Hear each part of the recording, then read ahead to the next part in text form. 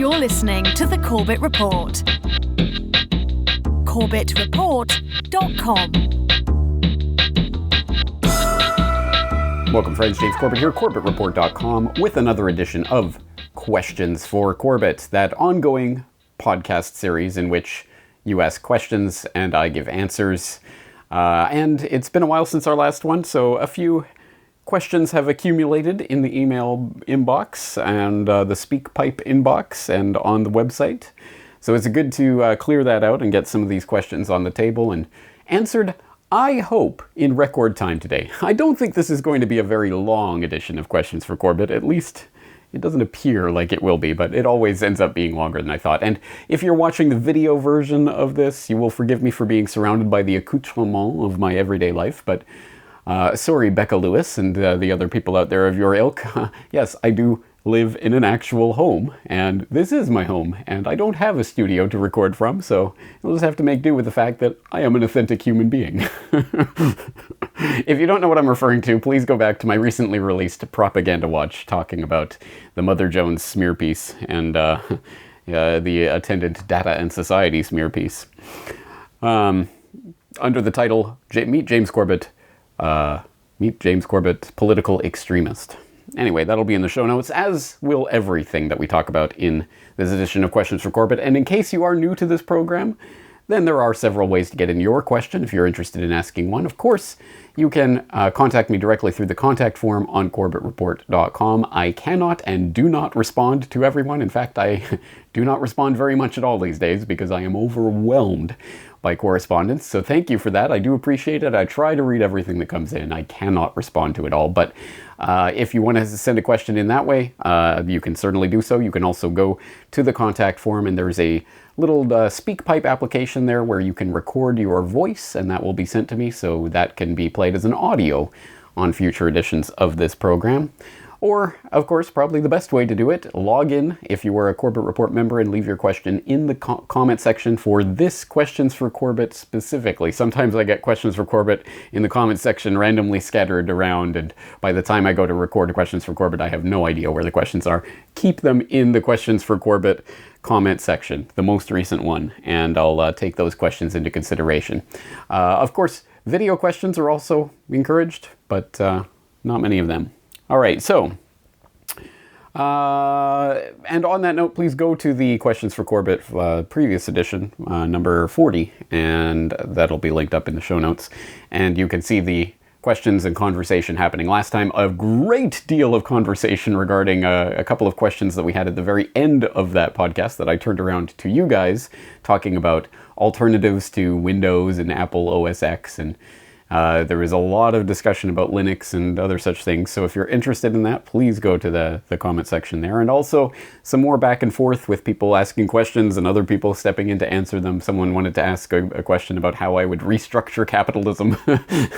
A great question, but have you got a spare couple hundred hours to talk about economics? I mean, not the kind of thing I could do justice to in a few minutes on Questions for Corbett, but there was some back and forth in there with some of the other Corbett Report members. So that's the type of thing I love to see, questions and responses, because of course this is interactive and between you guys out there as well, not just me. I'm not some guru sitting on the clouds. But there are certain things I can answer, so let's go into the email inbox and start answering them. The first one is an email question in from Van, who writes, in my high school biology and history classes, I remember being taught how eugenics was discredited.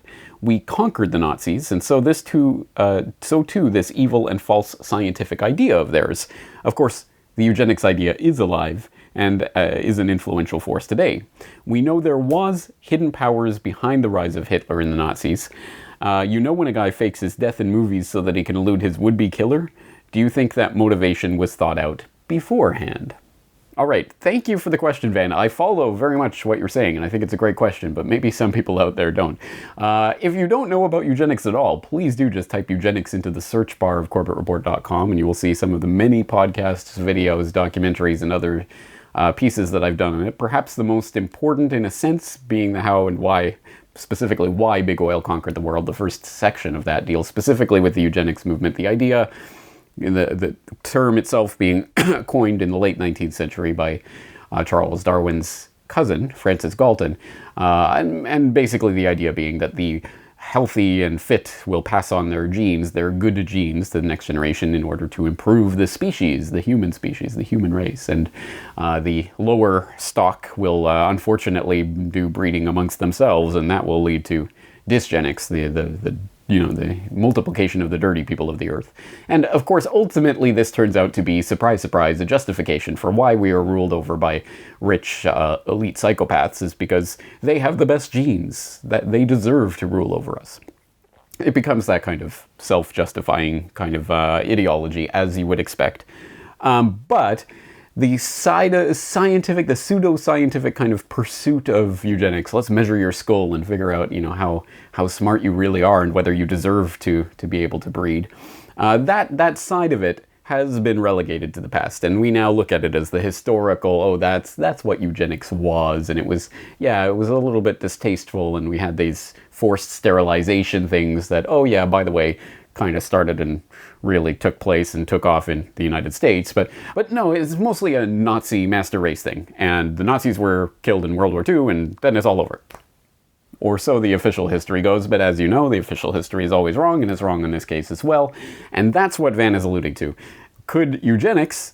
Well, it is still ongoing, as I point out in Why Big Oil Conquered the World, just under different names and different forms, under different guises. But it is still very much an ideology that is fervently believed by many of the powers that shouldn't be. So, did they fake their own death, so to speak? Oh, eugenics went away with the Nazis, it's over. That's World War II kind of stuff, and it's gone. No, of course. The answer, quite simply, is yes, they did do precisely that maneuver. And we don't have to speculate about that. We don't even have to think about it. It is in their own documents that they specifically, and on the record, and in black and white, said that they need to rehabilitate the name of eugenics. So we'll have to carry it on under other names. They specifically talked about this in numerous different contexts. And I did point to some of that in Why Big Oil Conquered the World. For example, the idea of the founder of UNESCO talking in the founding document of UNESCO about how we need to rehabilitate the idea of eugenics. But I'll give you a very specific reference if you want the long story very short. In 1957, the person who was then the honorary secretary of the British Eugenics Society, the home base as it were, drafted a memorandum on the Eugenics Society's future, which he submitted at a special meeting of the Society's council that year. And in it, he advocated a policy that he termed, quote-unquote, crypto-eugenics, to carry on the dream of eugenics under another name, and literally under another name. In 1957, he submitted that proposal, and by 1960, it was being taken very seriously. They were talking about it. They literally changed the name of the Eugenics Society to the Galton Society, and Eugenics Quarterly became Social Biology, and all of this. You see the literal renaming of all these eugenics institutions. They continue going forward, they continue doing the exact same work, but they get rid of the name eugenics, quite specifically. So that's, and of course I'll link the document talking about that memorandum and the history of this so that you can read it for yourself. As always, as with everything, please go to the show notes. But yes, that's the long story short. Yes, eugenics faked its own death, as it were, and it still very much continues today under other guises. The short story long is coming. You'll remember in the wake of Why Big Oil Conquered the World, I said there was going to be a series of follow-up podcasts, and we did have the follow-up podcast 322, I believe, on what is sustainable development, and there was a follow-up podcast on data is the new oil. There's another follow-up podcast to Why Big Oil Conquered the World that is going to be specifically about crypto-eugenics. And I haven't done that yet, but I need to do that, and I will do it shortly. So thank you for reminding me of that and prompting me in that direction. And that will be the short story long, where there will be a lot more detail of precisely what that means and the implications and ramifications of that crypto-eugenic movement. So thank you very much for bringing that up, Van. Let's move on to the next question. This one, another email coming in from Weisik? I'm sorry for mispronouncing this name or pseudonym or whatever it is. So anyway, I'll just say Weisik. He writes, or she writes, it writes, your podcast 9/11 War Games is superb. I hope it will open the eyes of many. Keep doing the good work. One detail, you said that some pilots inexplicably squawked the hijack code. In a sense, yes, but the Korean pilot referring to KAL-85, was requested to squawk the code by the ATC, the air traffic controller in Anchorage, who himself was ordered, in his own words, to request the pilot to squawk. He originally refused, but later complied. I might be confused here, but the Korean airliner, when requested to squawk, was already being escorted by the US military jets on its way to Whitehorse, Canada. By squawking, he was making himself a legitimate target for the jets to shoot at. And he says, please watch this 12-minute video if you haven't seen it yet. And he includes a link to a video, which indeed I had not seen yet. So thank you for including that video. So thank you for the question and a little bit of clarification for people who are completely lost here. If you don't know at all what is being referred to here, please go and watch 9/11 War Games. CorbettReport.com/911 War Games, all one word, will get you to my latest podcast / documentary about the war games that were taking place on 9/11. And I went through some of the many anomalies and phantoms and whatever else that NORAD and NEADS were tracking that morning, not just in the Northeast Air Defense Sector, but all throughout the continental United States and even out into the Pacific, in this case, with the Korean Airlines 85 coming into Alaska, which was diverted to Whitehorse. And I said specifically that, yes, I did talk about some of the planes inexplicably squawking hijack codes and things. Specifically with KAL-85, I said it inexplicably sent 5 separate and ongoing indicators of a hijacking situation before being intercepted by NORAD fighters over Alaska and directed to land at Whitehorse in northern Canada to be shot down. And as usual, those are not my words. Those are the exact words. 5 separate and ongoing indicators of a hijacking situation is a direct quote from the Yukon government's own report into the incident, which I linked in the transcript. It is there in the transcript of 9/11 War Games, along with everything else. So let this be another reminder. Please, if you ever hear anything or see anything in any of my documentary work or podcasts that you are intrigued by, please go to the show notes or the transcript and you will find the link that will take you directly to the document. In this case, it is a Yukon government document into the incident where they talked about the 5 ongoing and separate indicators of a hijack that KAL-85 was giving, which doesn't necessarily include that hijack squawking, which, as Weissig says in his email, and as is followed up in this video that he links to, yes, that was actually something that the air traffic controllers, well, the air traffic controller was coordinating at that time with KAL-85, was ordered to order the jet to squawk the hijack code. What on earth was going on there?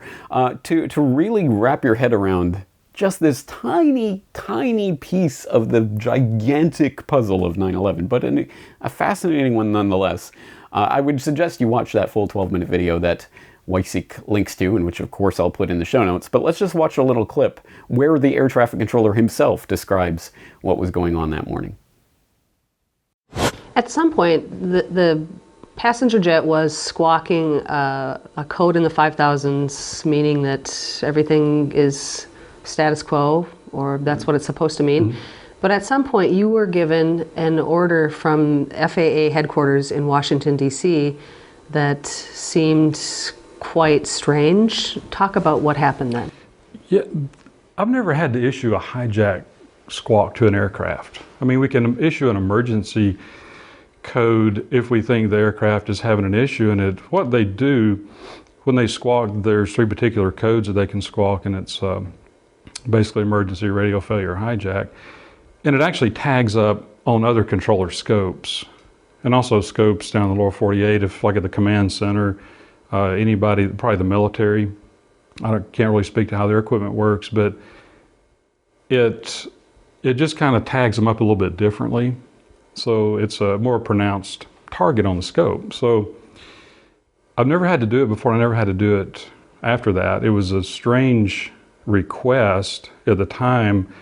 I never read it in the books where you had to do that. I've never, we wouldn't necessarily ever issue that code to an aircraft, because the way I look at it, it's not ours to issue, it's the pilot's to issue, because it's a very serious code. So the 7500 squawk was the hijack code, as was actually, a supervisor came down and said, we need to have the Korean Air squawk 7,500. And I said, well, I didn't really think it was the right thing to do. So they actually left and regrouped and talked about it. And I had my opinions of why it wasn't, but then later I was ordered to do it. So. And what were your thoughts? Why did you not want to do that? We'd already had some miscommunication with the military that morning. There'd already been some threats to shoot down some aircraft. One that I was particularly working, or probably others that happened to, that if they didn't follow whatever air traffic commands that we issued at the time, that they would be shot down. And I had an aircraft that was just south of Anchorage. On his way in, he was told to land at Anchorage.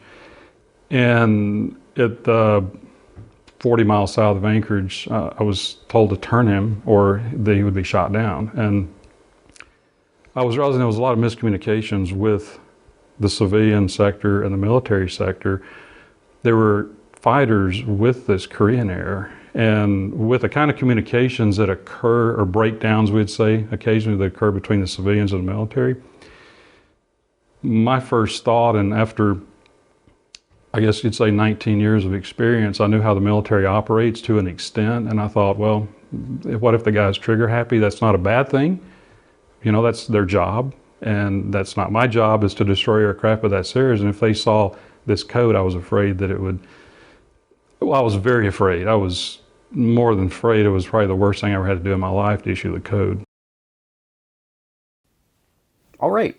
I don't know what that means any more than any of you do, or any more than the air traffic controller himself does. It was completely, not just out of the ordinary, but completely unheard of. Completely nothing like this he has ever encountered, and there's no regulation for this. To make a pilot squawk a hijack code to indicate they have been hijacked while they are being escorted by military fighters who would then see that plane as a potential target. I mean, again, who knows what was going on. And he goes into a little bit of who was ordering this, and he knows who ordered him to give that, but he doesn't know who ordered that person to give the order to him, and all of this. I mean, again, craziness, utter craziness. And this is just one tiny, tiny side event of 9/11, but again points to the incredible, at the very least, confusion of that morning, and the potential that there were live hijacking exercises and other things going on that the people involved in them didn't even necessarily know about. That's certainly an option on the table. Again, if you haven't seen it yet, corbettreport.com/911wargames. All right, let's move on to a SpeakPipe audio question, this time in from Josh. Hi, James.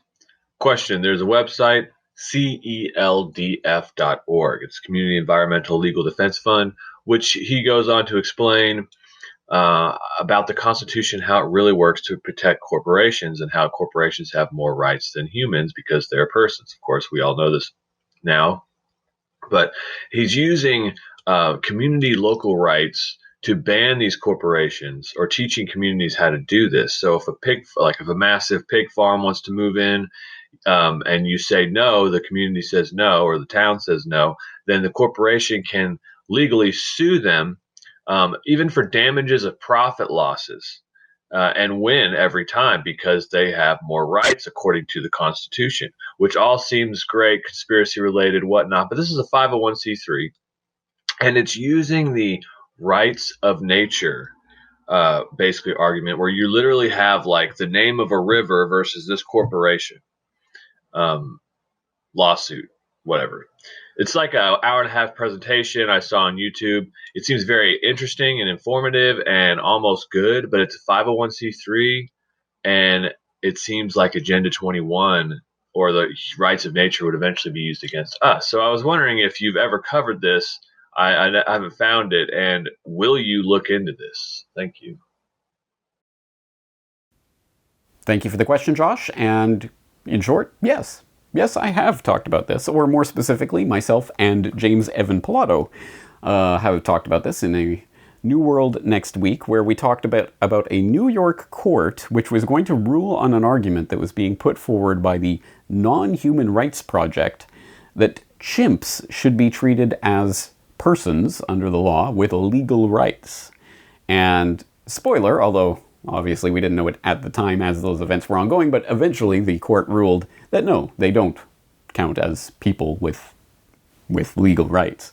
And I think you are right to be, at the very least, suspicious of this concept of humans, of course, people, claiming to speak on the behalf of chimps or rivers or inanimate objects, potentially at some point, a tree. I mean, I don't know where this stops, but I think you're right to be suspicious of this concept and how it is wielded, even if some of the effects in some of the test cases, even if that's something that we want or think we want. Well, yes, we want to keep these corporations out or whatever, but the implications of this are quite chilling, as I detailed in that edition of New World Next Week.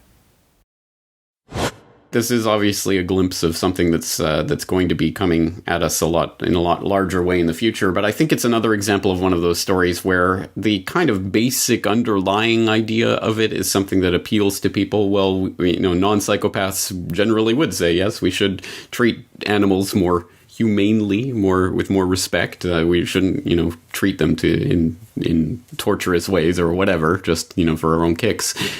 And everyone has that underlying sense. They don't want to be cruel to animals, but now trying to encode that in courtrooms, in the law, I mean, clearly this can go very bad very quickly when people start representing the animal sphere in the courtroom, and who gets to speak for the animals and in what way, and how will that be applied, and then is that lowering the human rights status of humans and things like this. So I think when we start to bring in the court sphere of it, I think we should all be skeptical, even if, look, I have nothing against people who are for animal better treatment, but I think doing it in the courtroom is not the right way, and it's going to be used against us as a weapon, as pretty much everything else that goes into that sphere of criminal justice ultimately does.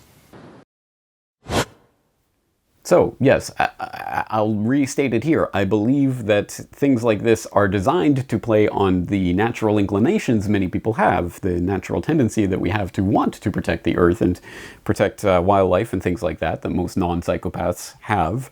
Those feelings and those intuitions are played upon for agendas that can be ulterior. And on that note, as for this website that you mentioned specifically, celdf.org, I have not looked into them specifically at this point. I have not done a deep dive or done deep research on this, so I'm very interested in hearing more about this, because this is very much in line with the Agenda 21, Agenda 2030, whatever they're calling it this week, idea on a couple of notes. For example, I note that like the UN-pushed global cities idea, that we're not going to do any of this through, national governments and treaties and all of that, which requires parliaments or Congress or presidents to, sign legislation or whatever that is. No, we'll just do it through agreements signed by mayors of major cities, and then smaller cities sign on to it. And then you have this thing that isn't exactly a legal entity of any sort, but it's just this conglomeration of cities that have agreed to this.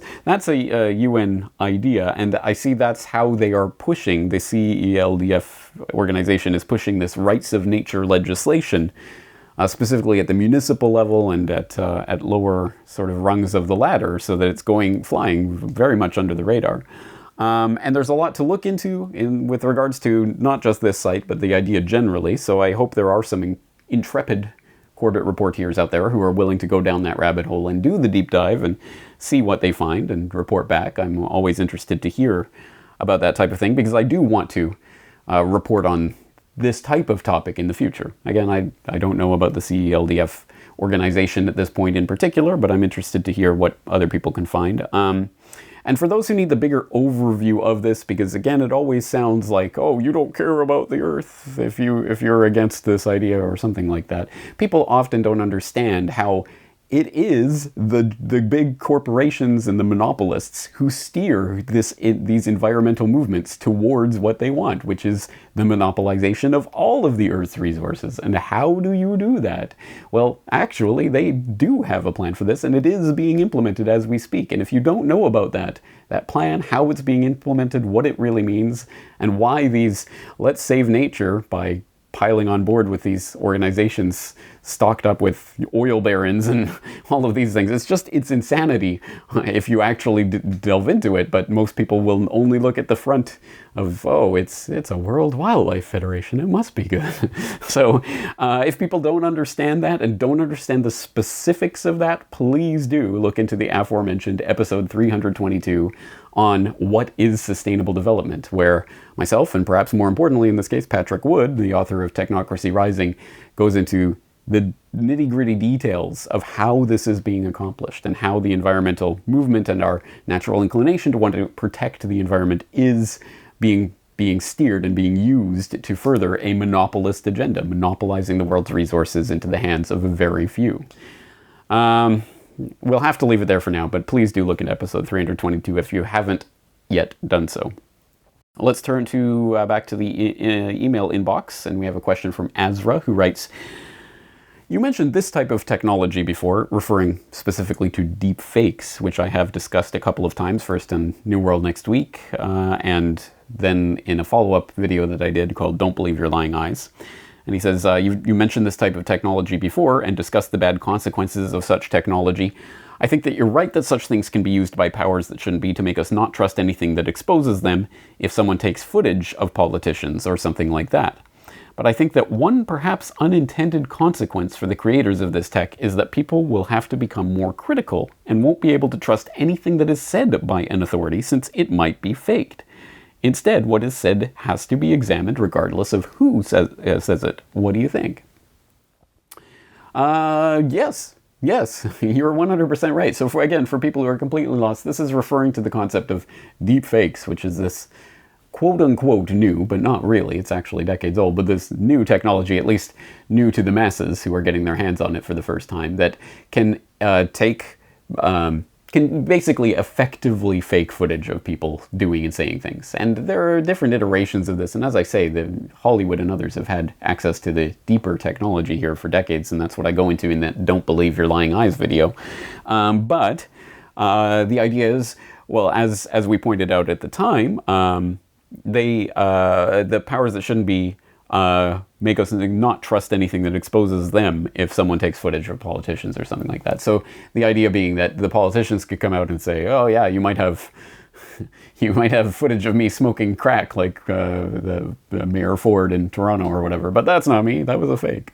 I mean, that I'm sure that will enter into the discourse in the very near future and will become a standard go-to for all sorts of things. And hey, it's true. In this case, you can't necessarily believe it, even when you see footage of something.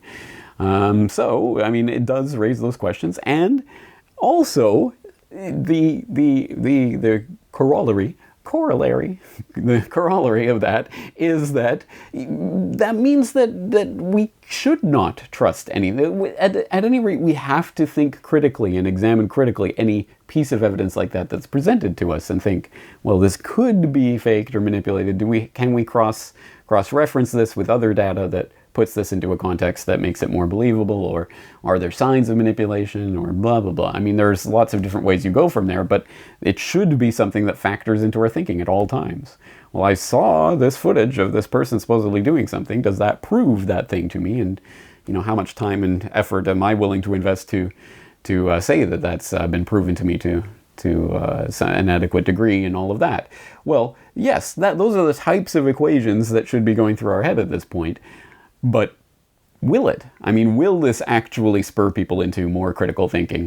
One could certainly hope, but that is aspirational at this point, and that's why myself and James M. Pilato have been preaching for years that one of the most important skills we are going to be teaching our children, or even ourselves, really, come to think of it, is media literacy. And media literacy doesn't mean what it did 50 years ago. How to read a newspaper critically or how to watch television critically. Now it means how to consume all this new media critically, whether it be memes or deep fakes or whatever, all these different things that are coming into play right now.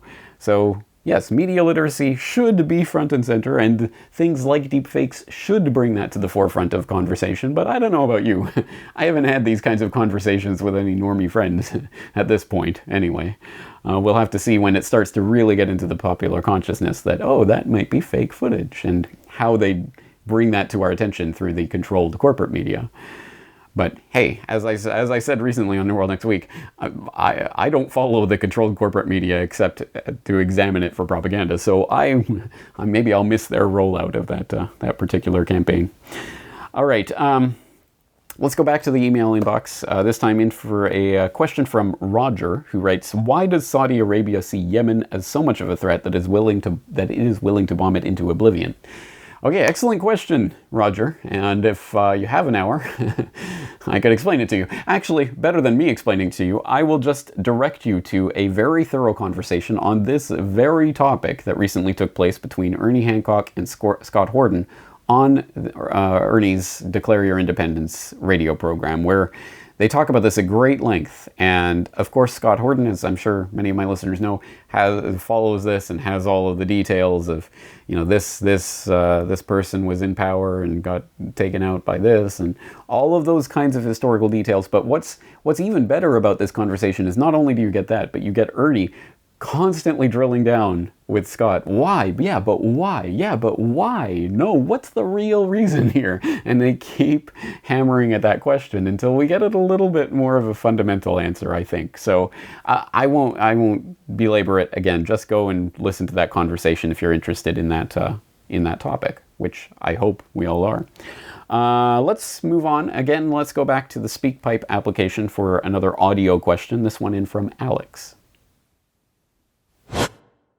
Hello, James. This is Alex, contacting you from the currently sunny climes of the northeastern United States, which will not be so sunny in very short order. My question/request is for some comment to be made on Iran-Contra and some indexing of all your previous episodes that deal with such, and how they interweave with Gary Webb's investigation and Mena, Arkansas, and so on and so forth. A new episode or documentary, which I'm sure would take an unbelievable amount of time. I know how busy you are, and I know how dedicated you are to making a quality product. But thank you very much, and I hope to hear from you. Keep up the good work.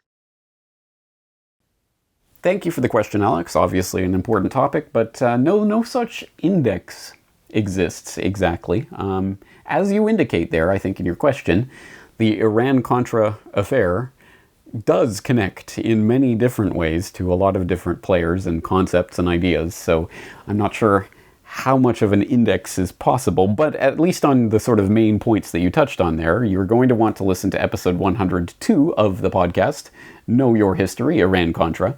You're going to want to listen to episode 117 of the podcast, Requiem for the Suicided, Gary Webb. You're going to want to listen to or watch a video report that I did on the CIA and the drug trade, and the follow-up podcast to that, episode 204 on a brief history of CIA drug running. And that would be kind of the basics of what you're talking about there, the Iran-Contra affair and Gary Webb and CIA and drugs.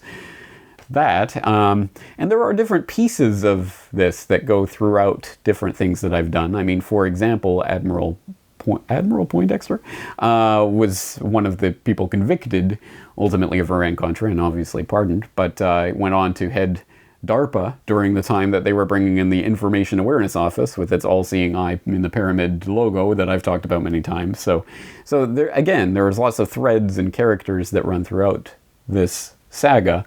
So you're exactly right that it is fascinating. It's exceptionally important to understand this and to connect all these threads. And yes, a documentary encompassing this and really telling the story and really connecting those threads in a clear, documented, concise way certainly is in order.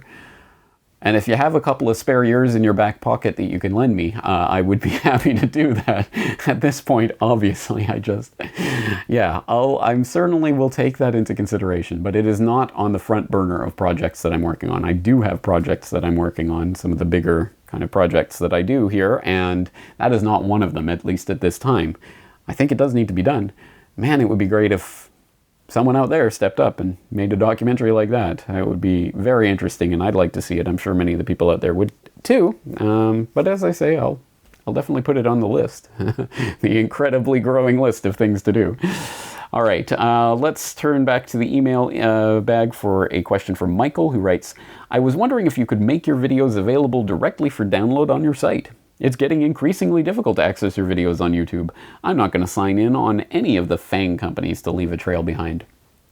Excellent. Yes. Yes, absolutely. 100%. I agree. You shouldn't be signing in. I'm glad you're trying to at least wean yourself off of YouTube. And Michael, you are in luck.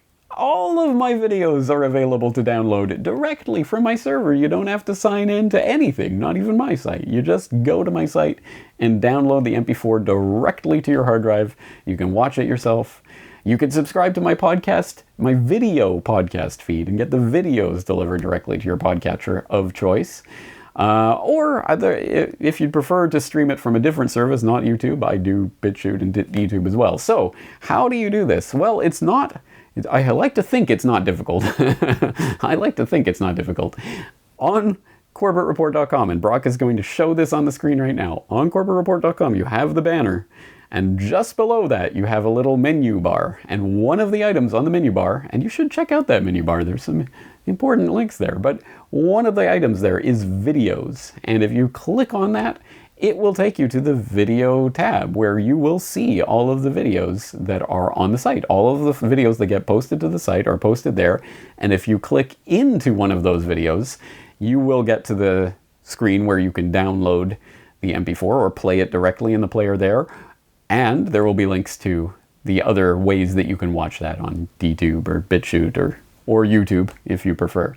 So there you go. That's the simplest way to do this. And there are different things about the way that I post things, and when I post an audio that has an accompanying video, it's usually the video is posted, the downloadable MP4 is posted 24 hours later, and blah, blah, blah. But long story short, ultimately all the videos end up on the video tab. And you can search them either in the drop-down list that is at the top of that videos tab once you click into it, or you can search for a specific topic or a specific video by title or whatever in the search bar of CorbettReport.com. Again, I don't think this is really difficult, but it just, I know most people don't go to the site, most people don't know how to use the site, so it might be difficult. But again, we're showing it on screen. If you're listening to the audio of this, go watch the video of it or download the video of this so that you can watch it anytime. Anyway, so yes, long story short, yes, don't worry. All of the videos are available for download from my servers. And yes, I do that intentionally because, as I say over and over and over again, one day I'm going to be censored from YouTube. It's gonna happen. You know it. You see it happening in slow motion. At the very least, the soft censorship is starting, as I talked about recently on Propaganda Watch. So we know it's coming. So I just want you to keep that in mind. And again, when my voice is silenced from YouTube, I will not be gone altogether. Until they get Corbett Report and BitChute and DTube and all the other ways, they won't get me off of the internet entirely. So I will be out there. You'll just have to maybe click an extra button to go find me on my site. All right, and finally, let's go to an email question from Seth, who writes, "Hi, James. I was wondering if you know about a different proxy YouTube viewer besides HookTube, because I heard that they recently changed such that one could no longer view videos through them and not give the views to those videos on YouTube. I'm aware that there are many proxy viewers, but not one specifically providing this perk." Okay. Excellent. Thank you for the question, Seth. This is an important question because I only very recently introduced HookTube to my audience in, I think, the first edition of Propaganda Watch. I did make a point of watching that Kia propaganda commercial in HookTube, so I wasn't giving views to Kia's propaganda. However, yes, I think it was just a few months ago, maybe a couple of months ago, HookTube changed so that they no longer offer a proxy viewer, so you're not connecting to YouTube. Now it's a direct YouTube viewer, so you are watching a YouTube video just on a different site now with HookTube.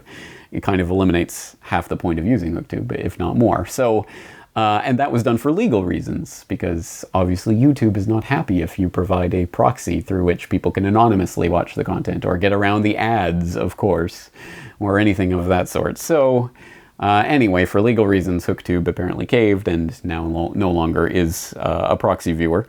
I have heard tell, and I will link in the show notes, a post that was made to Reddit recently about a beta test of a similar viewer that is purporting to provide that service of proxy viewing, however long that remains. And if, let me turn this around, as is our wont here on the questions for Corbett at the end of the program. I'll turn around a question for you. So if you know a proxy viewer for YouTube, or a way to view those YouTube videos without giving the videos views, or without giving your information to YouTube, or without seeing the ads, let us know. That I'm very much interested myself, because I was trying to link all of the YouTube videos that I would link in show notes and things to HookTube, but at this point it doesn't matter, because HookTube is basically YouTube on a different website. So anyway, it's a good question, and I thank you for bringing it to me. And you know what? That's it.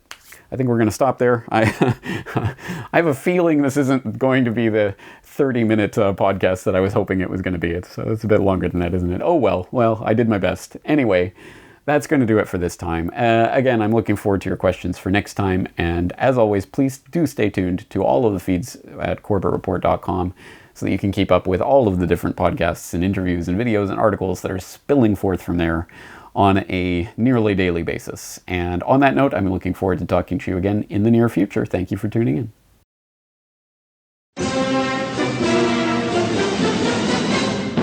The Corbett Report presents Laughing at Tyrants, the latest DVD from the producer of...